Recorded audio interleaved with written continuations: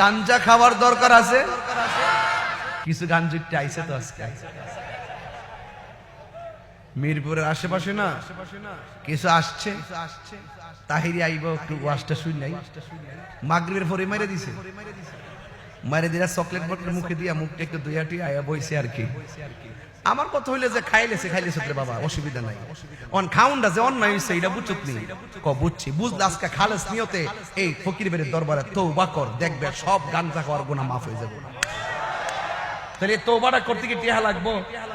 বাবা খাইতে টিহা লাগছে, কিন্তু তওবা করতে টিহা লাগতো না। হ্যাঁ, সাবধান, যে জবানে মালিকের জিকির করছি এই জবান দিয়ে ইয়াবা ট্যাবলেট ঢোকানো যাবে। আর তোমার বাপের টাকা দিয়ে তুমি খাও, আমার অসুবিধা কি? খাও, বাইর দিয়ে কইবা, বউরে কইবা আম্মা টিয়া দাও। নেশা করলে কি মাথা ঠিক থাকে? গত পরশুদিন দেখলাম বাপের এক কূপ দিয়ে কটলা পাল্লা সন্তান বাপের এক কল্লা কাটতে ফেলাই দিছে। আর কথা কোন না কেন? সন্তান বাপের কল্লা কাটতে ফেলাই দিছে। আজকে এই পোলাটা ধরা পড়ছে, কি সুন্দর দাড়ি রাইখা এর বাপের এক কল্লাটা ফেলাইছে। এটা কেন জানেন? এই অধপতন আসছে একমাত্র এই নেশার কারণে। কথা কোন ঠিক কিনা?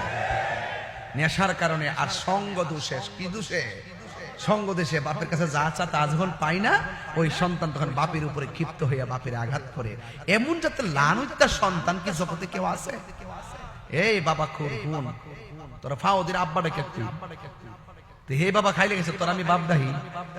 আল্লাহর ওয়াস্তে আজকের ওয়াজ থেকে এই কদর রাইতে আল্লাহর ওয়াস্তে তওবা করেন, যে জীবনে নেশা করব, জীবনে মা বাপরে কষ্ট দিব, জীবনে সুদ খাবো, জীবনে চুরি করব।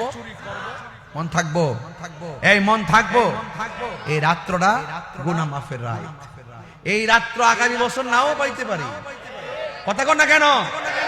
আরে বাবা, আমার ওয়াজিতে গতবার শুনছে অনেকে, এমন আছে এই বছর চলে যেতে পারে। এমন কিছু খবর প্রতিনিয়ত আসে না নাই? খবরদার, পায়ে হাত ধরে করে আর জীবনে বাজা নেশা করেন না। এই নেশার কারণে আমার যুবক খোলা পান্ডের আর ধরে রাখতে পারতেছি না।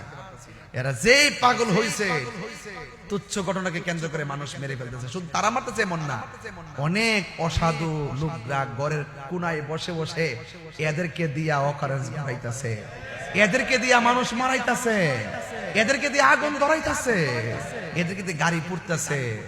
এখন পোলাপান তোমাদেরকে বুঝতে হইব কোন কাজে তোমরা যাইতেছো।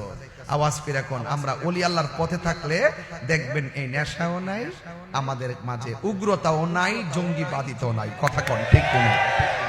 এই যে দেখেন বাংলাদেশে আবারও প্রমাণ হয়েছে, এই দেশের ভিতরে এত বড় ক্রাইসিস মুভমেন্টে আবারও প্রমাণ হয়েছে এই দেশে একমাত্র শান্তিপ্রিয় দল আহলুস সুন্নাত ওয়াল জামাত।